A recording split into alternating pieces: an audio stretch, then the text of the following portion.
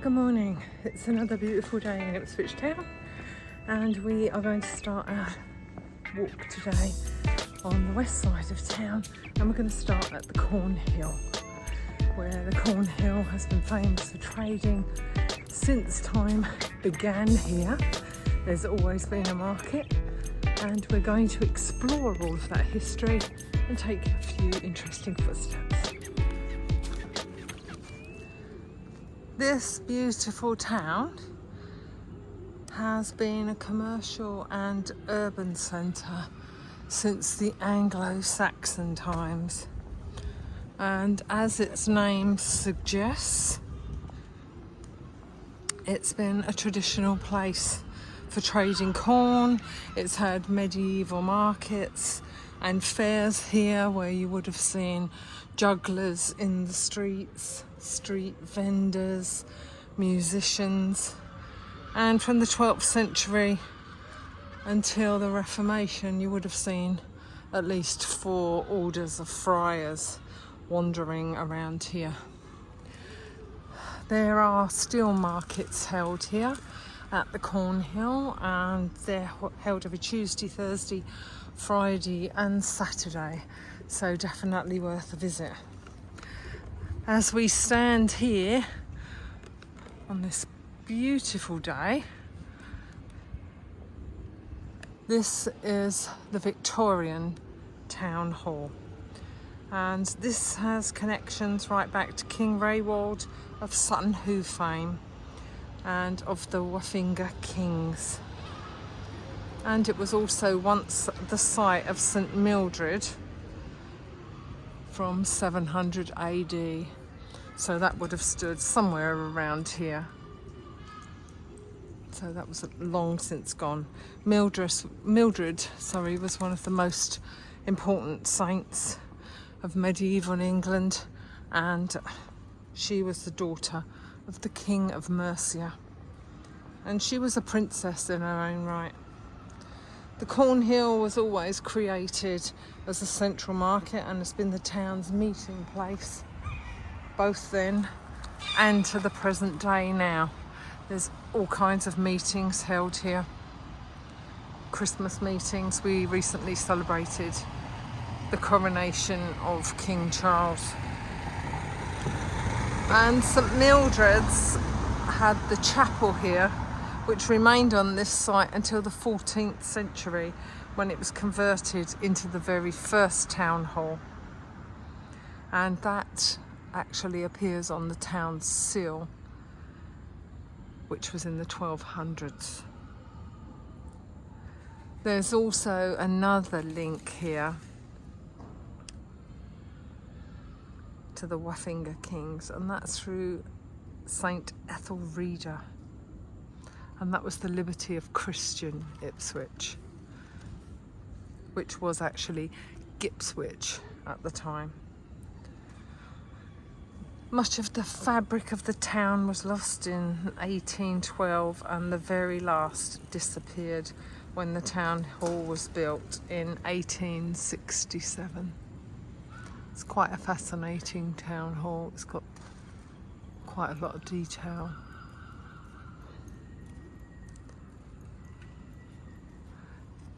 Now, the Cornhill has much been a place of worship and government meets and the settings for civil functions, but also right here in this square is where punishments were held, and they were handed down to the most unlikely people. I mean, butchers, fishmongers, if they sold tainted food or underweight food, they would be punished here. And during the reign of Queen Mary, there were Protestants burnt at the stake right here.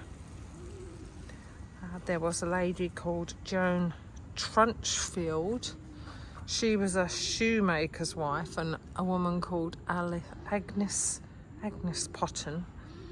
She was a beer maker's wife, and they were both burned at the stake on the same fire right here on the Cornhill. So pretty grim. The 9 Protestant martyrs are named in the Ipswich Martyrs Museum at Christchurch Park, were also punished here. And they also had an awful tradition called whipping the cart, and that was carried out here, where a victim was tied to the back of a cart and not only dragged behind it but flogged with a cat of 9 tails, which was pretty brutal. The stocks were eventually removed from the Cornhill in 1607. Now, during the witchcraft trials, there was a lady called Mary Lackland, and she was tried at the Moot Hall. And the Moot Hall was another floor of what would have been the town hall, which stood around here. And the Moot Hall being a floor for the parish councillors, basically, to do their business. She was burned to death, and the reason that she was burnt to death as a witch was because she was also convicted of murdering her husband. She's the only witch in England to have been convicted of killing her husband. Hangings were also a public event here, and thankfully the very last execution was in 1863, and that was John Ducker, and he was hanged for murder. So Ipswich is a very different place now. And the market cross once stood here in the middle of the Cornhill, and that was erected around 1628 to replace an earlier cross of 1510, and that would have been somewhere around here. Now, in 1723, a lead statue that was originally known as Flora, goddess of flowers, was given to the town. Then Flora was given a sword and scales and placed on top of that market cross we just talked about, and she was then to serve as Astrea, goddess of justice. She remained there until 1812, and then the cross was demolished, and during the improvements made at the Cornhill, Astrea's sword and scales were replaced with the sickle and wheat sheaf, and then Astrea became Ceres, goddess of agriculture, and was placed at the new Corn Exchange. Well, when that was demolished to make way for the new post office, she was moved to Christchurch Mansion, and then after that she was moved here. I will include, you can just about see her behind the glass there. I have been inside, and I will put a photograph of Ceres, goddess of agriculture, into the film. Now, the old post office here, this was built on top of the original Corn Exchange, and that was in 1881. And the old Corn Exchange was built on top of the Georgian Rotunda. I do have an old artist depiction of the Georgian Rotunda. The Georgian Rotunda was built on top of what they called the Shambles, and that was a butchery, and that butchery had a horrid reputation for bull baiting.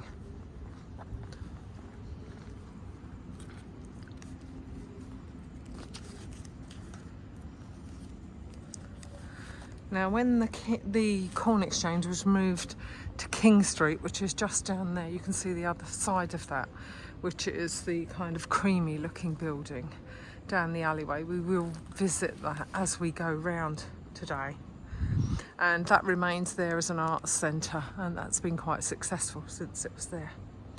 Now, there's 4 statues on top of the old post office, and these represent industry, steam, electricity and commerce, and the figures are meant to represent the post office's use of modern technology and to help industry and commerce across major continents. I'm just going to zoom in to show you those statues.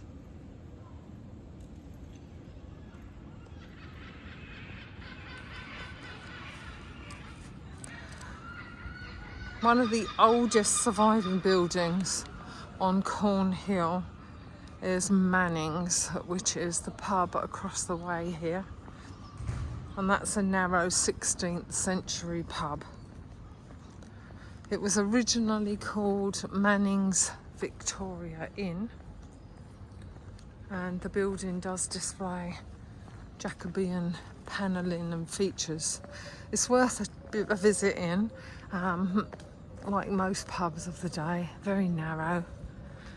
Don't look like a heck of a lot, but this one goes back quite a way. The Golden Lion, which stands on the 16th century plot of the White Lion, and no one's sure if the 18th century Golden Lion is the same building.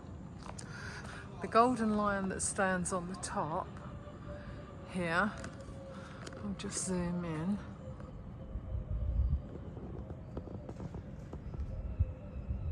Is said to be gilded in real gold. Whether that stands today, we don't know. We're now going to make our way down along through the Cornhill and down Westgate. Westgate was originally the home of very many inns and taverns, as was Tavern Street, but it was also the main route into town for travellers from London and Norwich, and they entered through the Westgate, which is right at the very end of this street, unfortunately no longer standing. In the 18th and 19th century, during the coaching times, passengers were picked up at the Coach and Horses.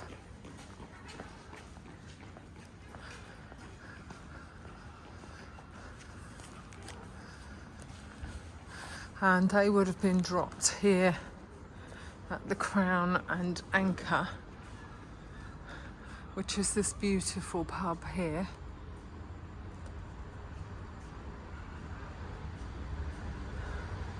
Or dropped off at the old Suffolk Hotel, which is now Waterstones, and that's on the Butter Market, which we'll be visiting later.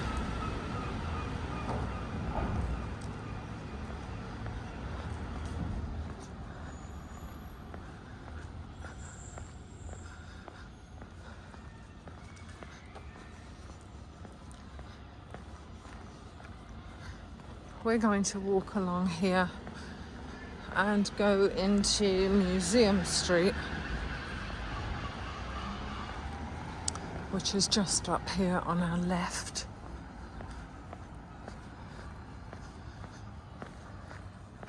Beautiful blue sky today, and incredibly warm, even for 6:15 in the morning.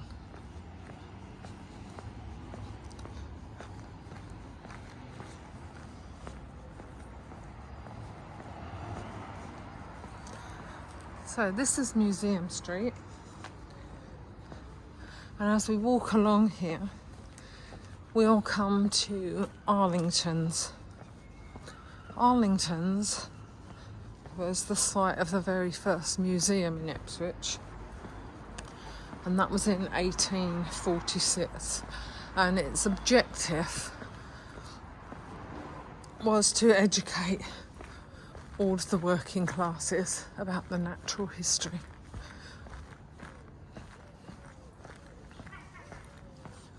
And that's why it's got its name. It's Museum Street. The museum was supported by the leading bankers of the day, and whose names you'll probably recognise as we wander around the town: Cobbold, Alexandra, Ransom and Tolmarsh.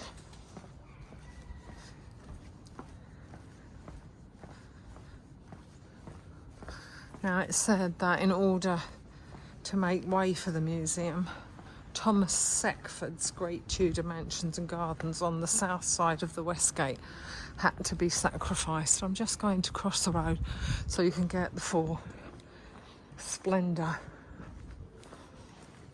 of Arlington's.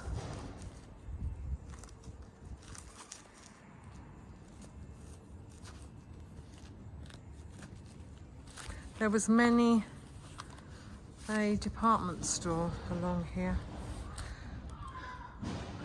and apparently in 1912 there was a prominent department store called Fraser's, and it burnt down, much to the criticism of the horse-drawn steam pumps that were used to put out the fire. Apparently they took so long, and despite all the public outcry, it was at least another 8 years before they got mechanised fire engines in use. So this museum was opened free to the public, but once the subscriptions dropped and the masses that visited proved to be vile and disorderly, the society that ran the museum decided to build its own museum in the High Street in 1881, which we will see, which is just across the way here. The building became Arlington's Ballroom, and that was in the 1960s, and at this present day it is a cafe, and the cafe retained its name as a nod to its previous occupant. It's a shame they have covered doors, but I'll see if we can see inside. Don't know if we can. No, we're getting the reflection of the church.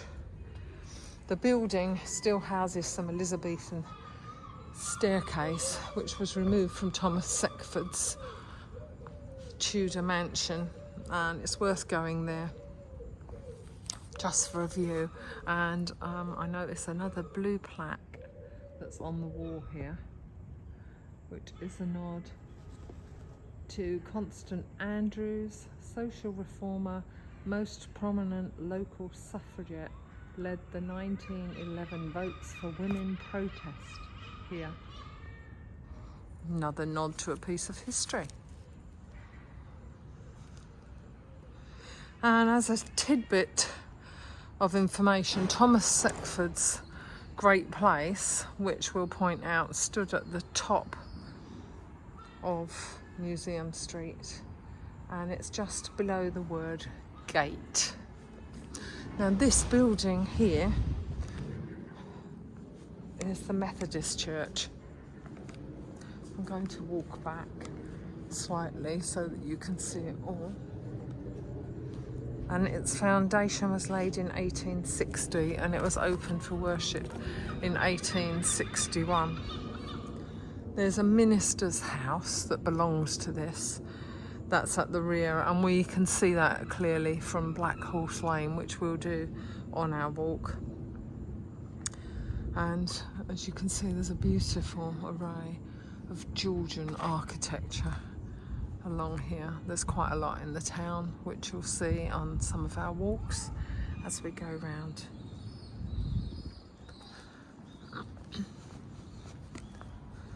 Now, just along here, as we make our way up to the Ipswich Museum, there's a place along here called St Mary's Court, and that's at number 16.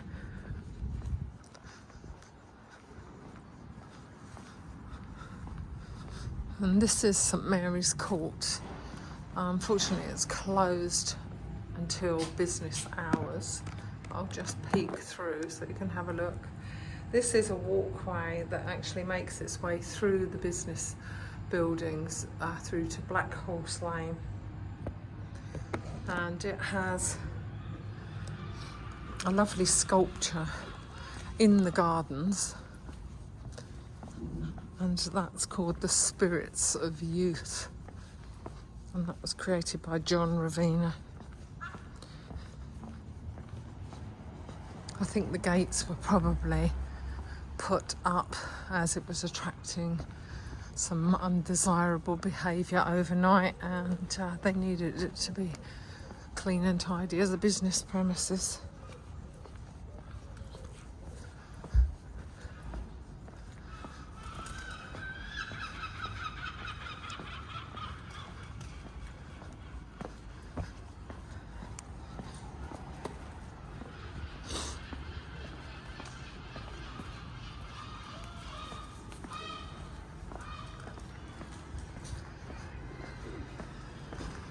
Very different sounds in the high street at this time in the morning.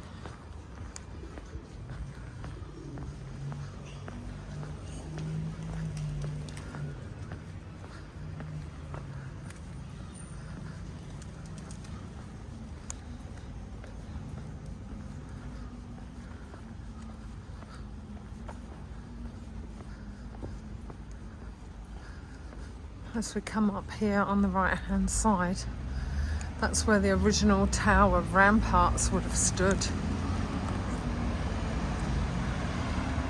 They've now been removed.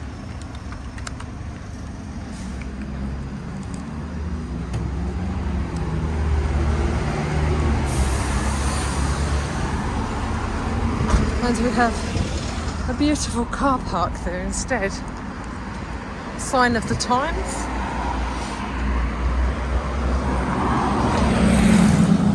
Just make our way across.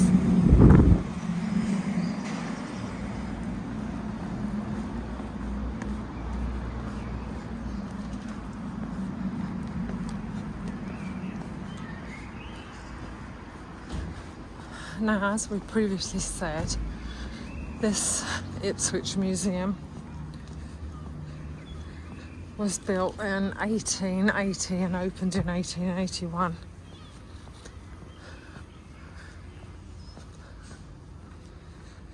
And it houses exhibits of Roman occupation of Suffolk and also early Anglo-Saxon beginnings.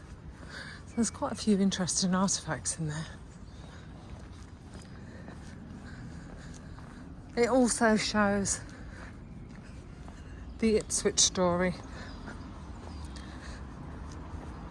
It also has displays of geological and entomological collections and rare Victorian taxidermy.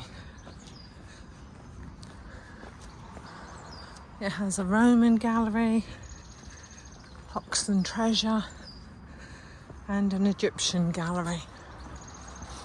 It's quite a large building. I'm going to cross the road so you can see how big it is. It's a beautiful building too. Lovely red brick.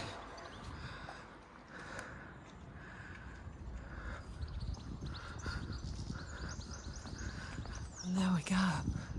1880 stands out right at the top of the building there. Entry to this museum is free because it's for the people. Unfortunately, at the moment it's closed because they're doing some much needed renovations, and it does say right here there are some of the events and exhibitions are being held at the Christchurch Mansion, but this is not going to be open until Sunday, the 2nd of October 2025.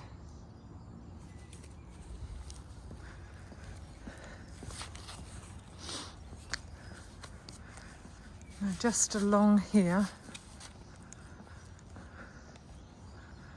is this portion of the Ipswich Museum, which is the Ipswich Art Museum, and that opened in 2010.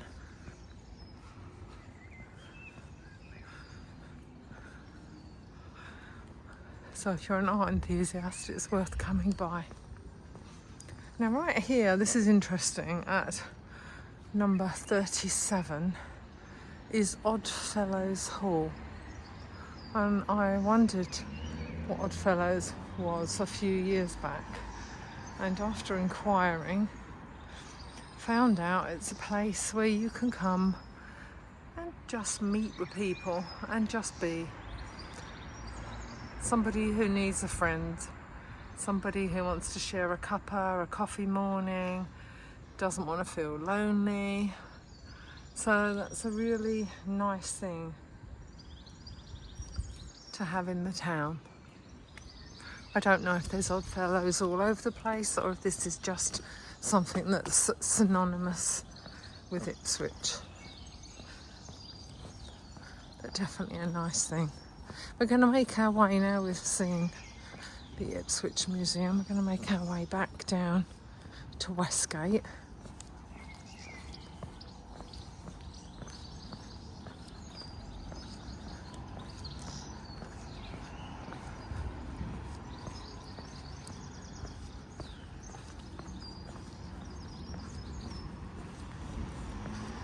This road crossing us is Crown Street, which we do cover on another walk. I'll tell you a little bit about what's happened along here.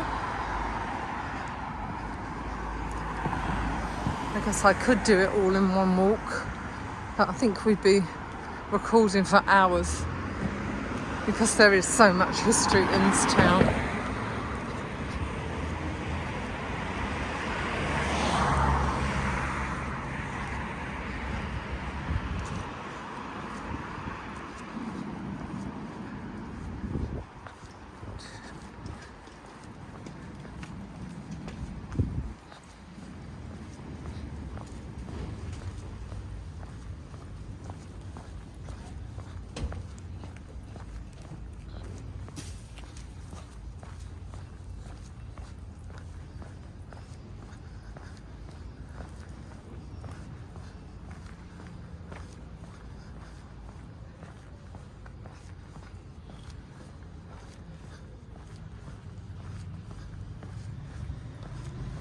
And we're back at the junction of High Street and Westgate Street.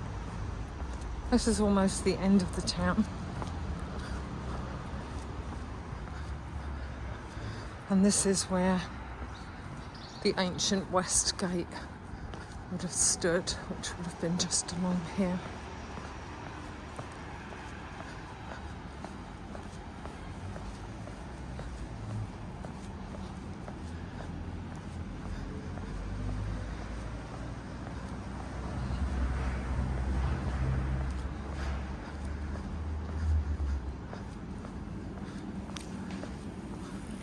And this gate would have stood here for over 400 years and guarded the entrance to the town.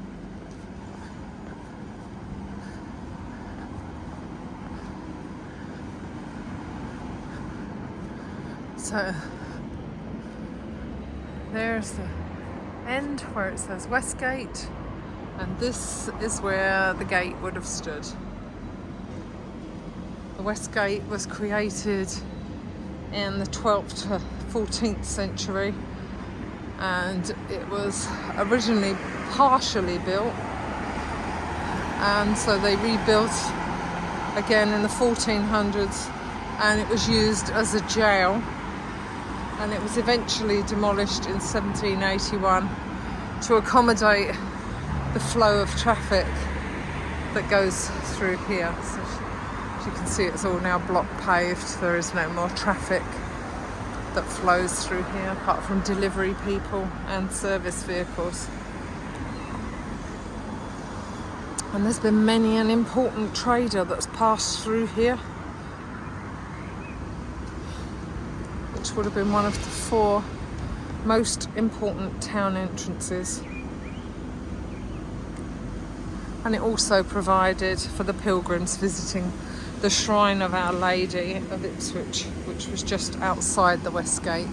So we are now in Lady Lane. I don't know if we can see. We'll have just a pop up there.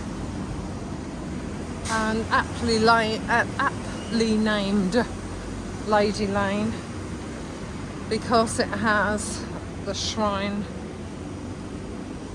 of the chapel of Our Lady of Grace, and that is just right here on the wall, inconspicuous.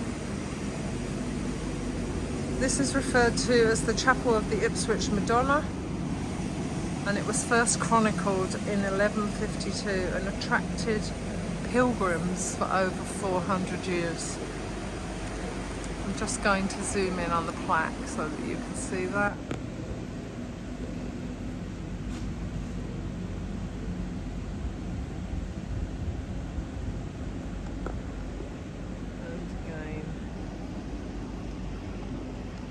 on the statue.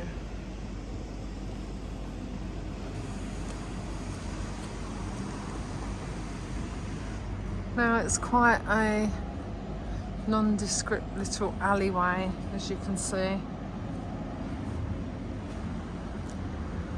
I'm assuming when it was a chapel, it had very many famous royals here, and they would have visited. And among those was Catherine of Aragon and Henry VIII, as well as, of course, Thomas More and Thomas Wolsey.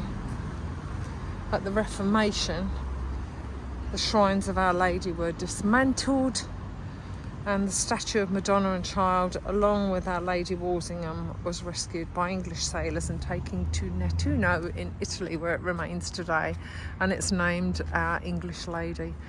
Now, unfortunately, this doesn't look like the best part of town. This is basically the back end of many of the stores, but it is named Chapman Lane, and it's named after the peddlers and merchants who frequented this part of town. I think it's great that we keep those street names for what people did back in the day. We're now going to make our way over to the Wolsey Theatre. This is actually the new Wolsey. The original Wolsey Theatre was opened in 1979 but closed in 1998.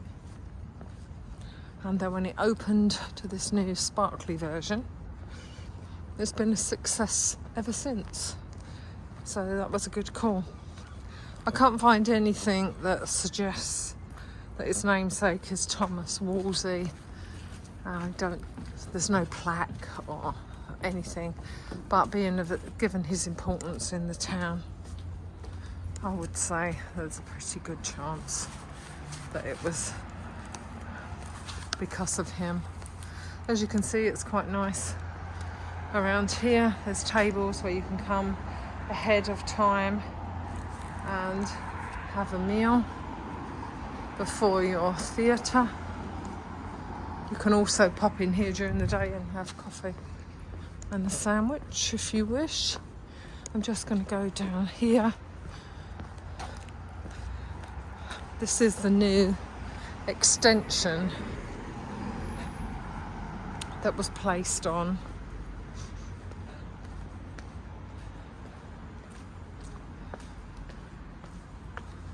This opened a few years ago, I think pre-COVID. I think they needed it to accommodate more seating, more office space, and of course make it a lot more welcoming. And as we come around here, we're going to see the good old spiral car park. I think that goes down about 6 or 7 floors. I don't know if they're called floors or stories. They can't be stories if they're not above ground. And it literally goes around like a helter-skelter.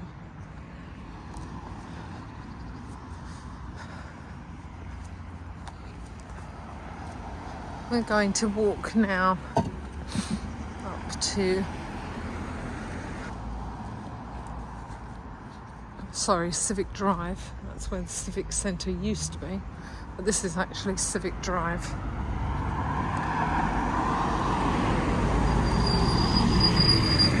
Going to attempt to cross the road.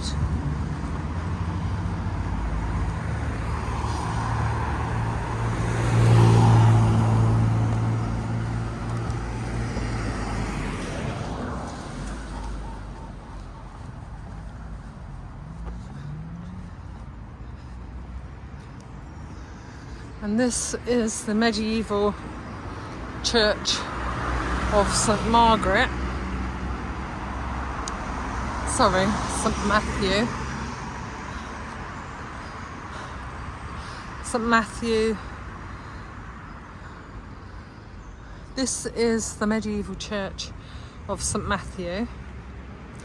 And St Matthew was the parish church for St Matthew's parish,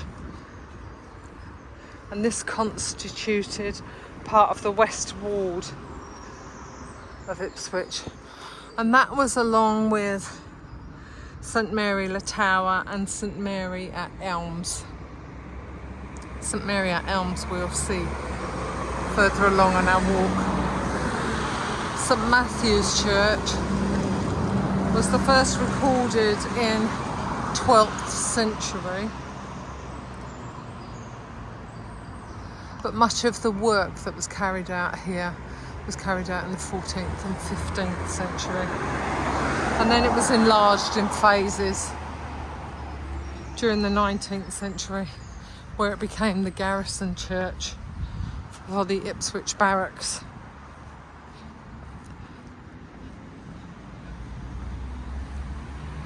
The font in here, I'm going to go down the side alley, which is lovely, lovely display of artwork on the wall. And you can see the churchyard. The font in here dates back to the 16th century. What a fabulous building. And the font was paid for by the vicar of the time, a John Bailey. The font has 8 feature panels.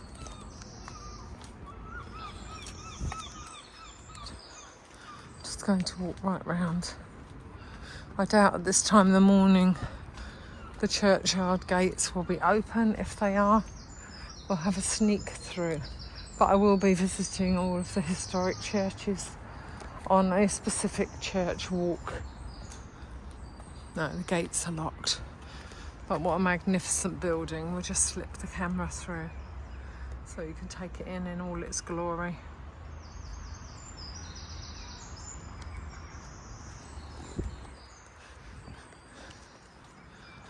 So very much open and operating, which is great to see. And as you can see, we're on the famous Portman Road, home of Ipswich Town Football Club, the Tractor Boys. So there's lots going on in this church, lots of things.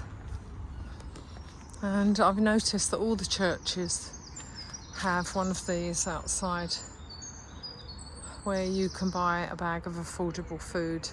They also have a place during the winter months for a warm place to stay, so you can pop in and have a cup of tea and sit in the warm, which is really nice. It's very community spirited. We're going slightly downhill now, so we're going to lose some of the church, but look at that church tower, it's fabulous.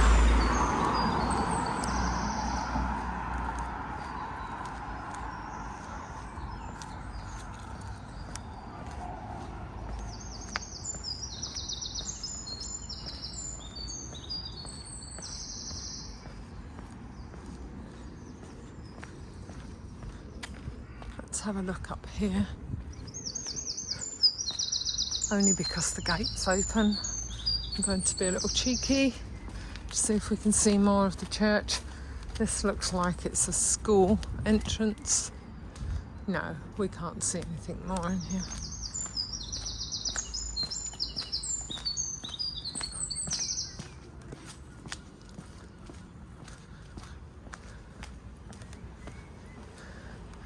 Whenever you're walking around the town, don't forget to look up. You miss so much if you keep your head down. There's so many beautiful buildings around this part of town, and quite large houses too. And turn around while I'm walking so you can see how lovely some of the architecture is along here. We're taking the back route round, and we're going to return to Civic Drive.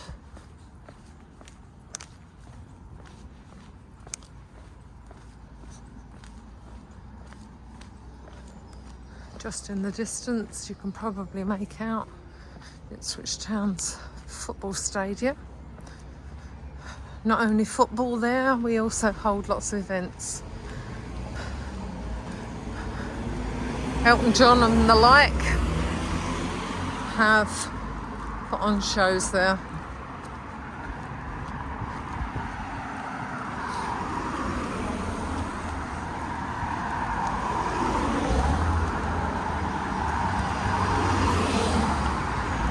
at the detail in these walls. These lovely flint walls. And I dare say people just walk past them because they've become part of their everyday scene. But it's so important to take all this stuff in.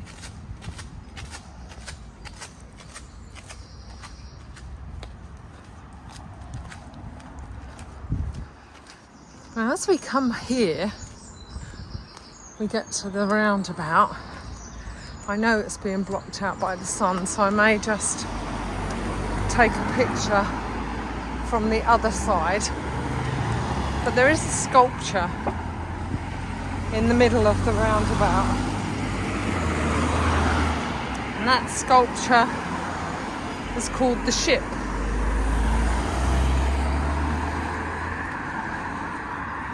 I'm going to see if I can sneak across the road and get a better picture of it while standing on the median. So this is the Ship, and it originally stood outside the old Ipswich Borough building, which was the Civic Centre. They've now relocated to Russell Road, and when they moved, they took this from its lowly place, which was at the corner of a car park, and they moved it here, so it gets a lot more traffic, of course, which means it gets a lot more views, which is good for the statue itself, because it was poked in the back of a car park. Well, we're going to attempt to cross the road. Traffic's picking up as people head off to work on this Monday morning. Absolutely beautiful day here. It's got to be about 24 degrees here this morning. So it's lovely to be out on a walk, especially this early, and you can wander around the town.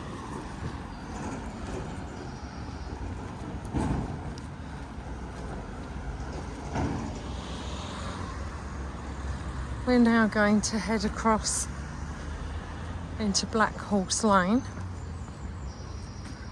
This building here was originally the Ipswich Police Station, and that closed many years ago and was slated to be demolished, but it hasn't been demolished. The Civic Centre, which sat right here where this car park is, that was slated in 2007 to become a Morrison's superstore. But as you know, we had the financial crash in 2007, 2008. So those plans kind of went out the window. So the council have paved over, and there's much needed parking around here.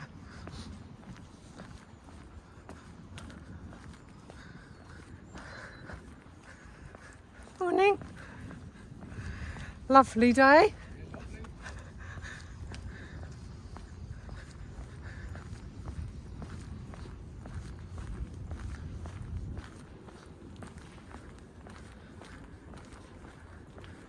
So this is Black Horse Lane,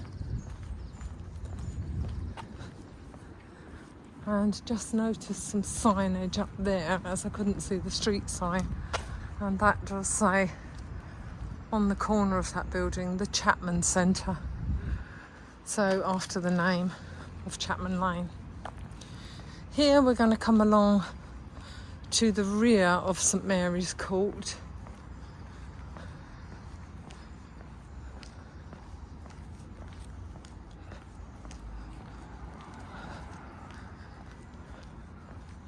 Definitely worth a visit during business hours, because you can walk right the way through and then you'll be able to take advantage of that lovely garden that's in the middle. Sit and take your coffee and enjoy it. Along here is the minister's house, which is at the back of the Methodist church, which was situated on Museum Street that we visited earlier.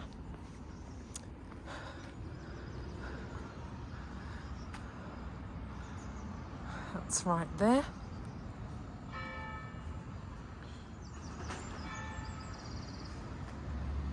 So that's now clearly visible. Now this is the 16th century Black Horse Inn, and that lends its name to the street, Black Horse Lane. Believe it or not, this was originally a house, and it sat on meadowland and had water beside or close to. There's supposed to be, I don't know how much truth is in it, there's supposed to be an underground tunnel that leads from the Black Horse to St Mary Elms Church, and another to the Swan Inn that is on King Street, which we'll see a little further along. And it was said to be used by smugglers for illicit trade, of which Suffolk was a hotbed, and those who wanted to hide everything they'd stolen would come here, and that underground tunnel was used to put it in the church because there was good access to the Orwell and the Deben, of course. And Ipswich being a distribution centre for many goods stored in the churches, meant that the parsons probably got the odd freebie. But it also begs the question to me that if it was so close to the water, would they really have put a tunnel in back in the day? As we come round here, we are now on Elm Street. And this beautiful little courtyard here sits right by the red brick tower of St Mary Elms. This statue here is called Tam. I'm going to turn to make sure we can definitely get it in. The sun is so strong this morning. This has no correlation to the church that has been placed here. Now these houses are houses of St Mary Elms. These are the oldest remaining cottages, occupied dwellings in Ipswich. I'm going to put that over there so we can see it. These cottages date from 1467, and they're now part of this churchyard. And it is believed that parts of the grand Tudor house that stood on Westgate, that was owned by Thomas Seckford, have parts of their building in those cottages. I'm going to pan back across the road so that you can get the beauty of this church if the sun doesn't completely block me out. The sun is very strong this morning. I may do it from the other side, just so that you can get it. It is a really lovely church, and it is the only surviving church entrance that is used for its original use. It's an 11th century building, and it sits on the site of St Saviour,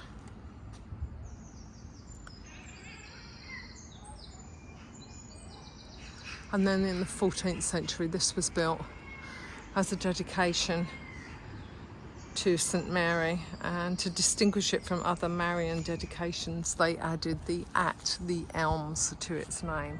So as we pan back, we are out of the sun's view, so you can get the beautiful red brick, and it has that lovely diaper pattern in the brickwork that can also be seen at places like Hampton Court Palace.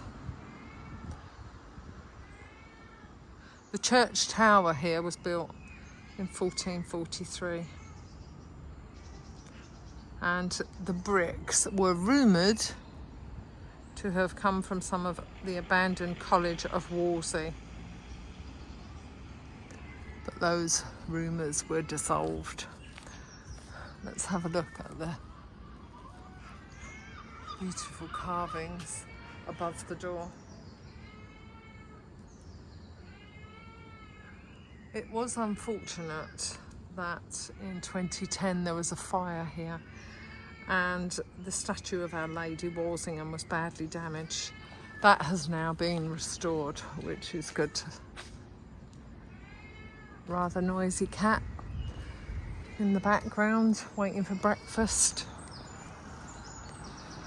St Mary Elms holds some great historical stories,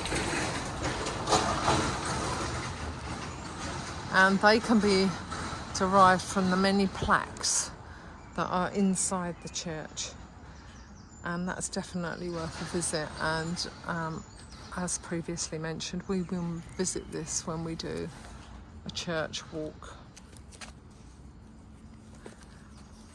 We're going to continue on, but just before we do, just across the road here are Mrs. Smith's almshouses. I'm going to zoom in on the plaque if I can. Let's have a look.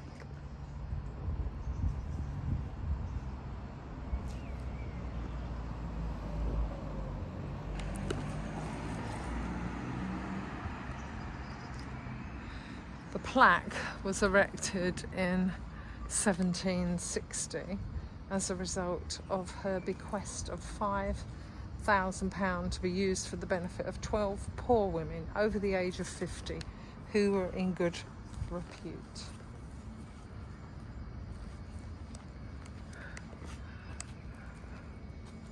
And they have gardens at the rear. It's a wonderful way to assist those less fortunate. So this is 8 almshouses. They're 8 one-bedroom flats with access to the garden. So I wonder what happened to the other 4 people if they were housed somewhere else. I don't find any information on that, being as it was for 12 people. These are now managed by the church, and the same principles of occupation apply. So you have to be a lady over 50 and of good repute. Now as we come along Elm Street, the building here on the corner, I'm just going to cross safely and show you this building here on the corner. It's a beautiful red brick building at number 36. Were the offices of the Inland Revenue. And I dare say they weren't very popular in the day. These have now been converted into flats, and the building has been called Collector's House. I dare say they're beautiful on the inside, and it also gives a nod to its previous occupation.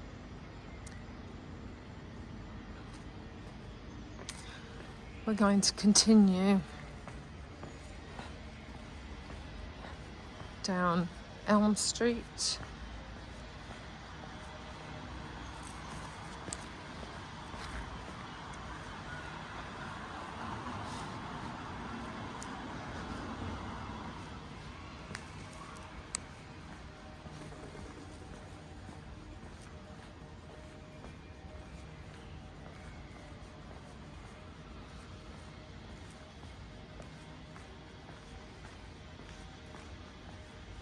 Don't want to be talking all the time so that you can take some of this in.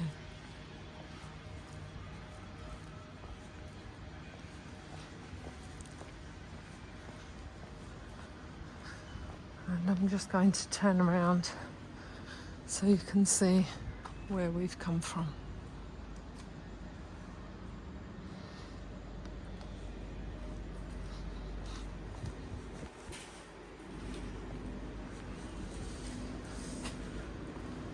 Now this building here on the left hand side is the home of poet and novelist Jean Ingelow. She lived here with her father, and he was the manager of the Ipswich and Suffolk banking company of the day. The archway was built as part of the Ingelow's garden. So I'm just going to come up to the archway, and it was to give access to Museum Street. So if we look through this archway, you'll see that's where we came from the Methodist Church. Now if we look up, we will see the plaque, which is dedicated to Jean Ingelow. Poet and novelist lived here. It's quite a beautiful archway. We're just going to continue down here. We are now on Lion Street.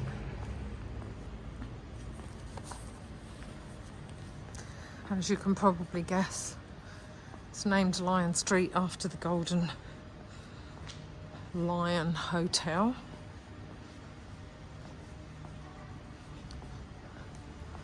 And at the time it was one of Ipswich's premier hotels, which meant that coaches would stop here to change horses. Now we could walk through this alleyway, which is littered with a beautiful array of bins waiting to be collected because it's Monday. That would take us back to the Cornhill. We are going to retrace our steps slightly and pop through that archway.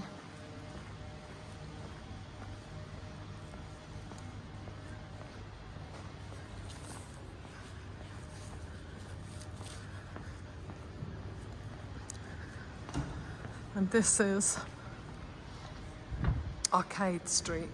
There's a lovely cafe that you sit outside here during the day. As a historical fact, it was on Arcade Street that Wallis Simpson obtained her divorce at Ipswich County Hall. Now, I'm not quite sure where the original Ipswich County Hall was. I have done some research, but I've not been able to find it. She apparently stayed in Beach House in Felixstowe while she waited for her divorce to finalise. Now, I'm going to turn around and hopefully the sun won't block us out. This is the new court building, so it definitely wasn't here. And of course, once her divorce was finalised, she married Edward VIII, and the whole royal fiasco erupted. They married in France, and they lived there in exile as the Duke and Duchess of Windsor until they both passed away. And of course, we've got our own modern day version of that with Harry and Meghan. So it's a little bit of history repeating itself.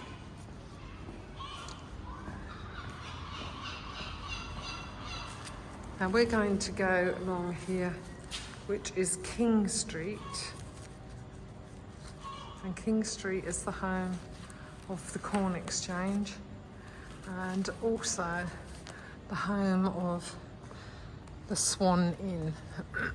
This is the Swan Inn here, this sort of yellowy cream building. And despite its depiction on the outside saying 1707,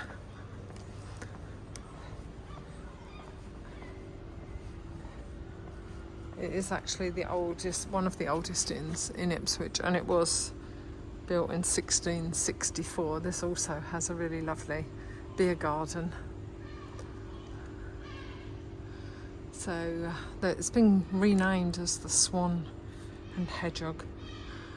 There is a perpetual £2 annual fee on this public house, that has been in place since 1664, when the landlord, a John Parker, gave money to the parish poor to buy coal on St Thomas's Day. I'm going to cross the road now and show you the Corn Exchange, which is an equally beautiful building. So this is the Corn Exchange in all its glory. In 1888, the fruit and vegetable market was moved here, and that was moved from Falcon Street, and it remained here until the 1970s. The last Corn Exchange was held in June 1972, when the building was remodelled at a cost of £800,000, and it's now an events venue. It was opened by the Duke of Gloucester in September 1975. I'm just going to pan back so you can see, instead of just looking at buildings, you see the surroundings as well. We're going to continue along here, and I will turn around so you can see the street in its entirety and where it meets the Corn Exchange as we hit the crossroad of Princes and King Street.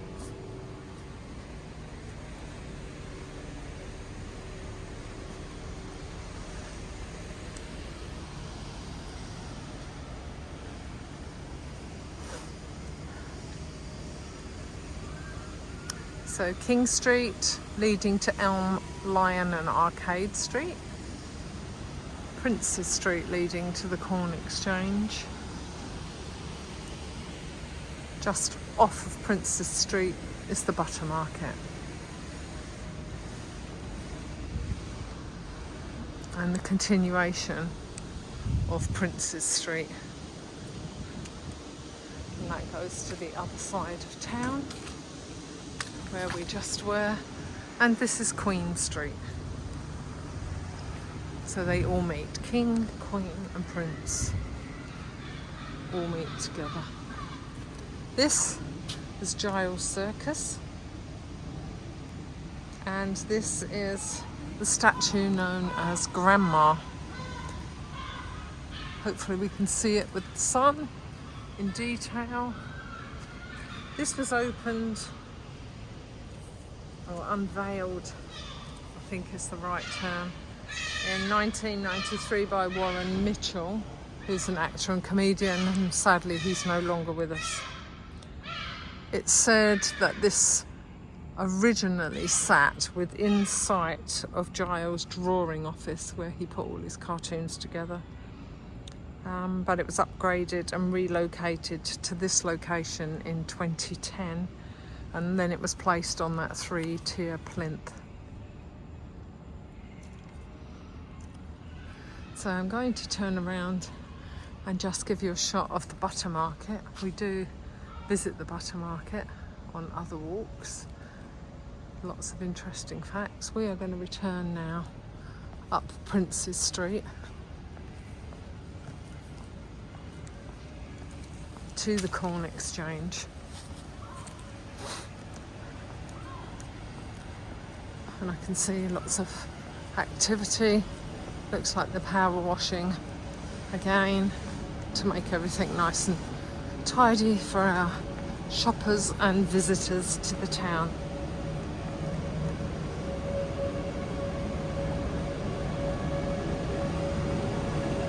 We're going to end our walk here as we reach the Corn Exchange.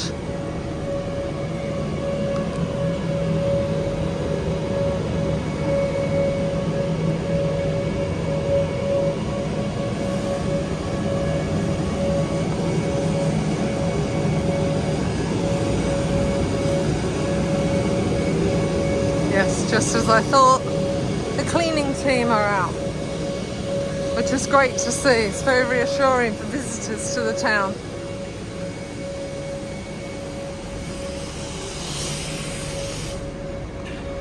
So this is where we will end our walk this morning in one of my favourite towns.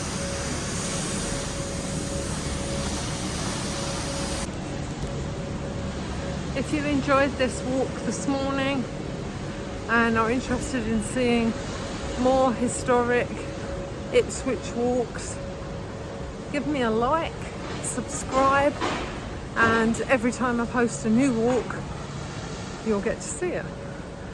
And we'll be visiting more of historic Ipswich. There's so much more to see, and hope to see you here again soon. It's been lovely sharing the morning with you.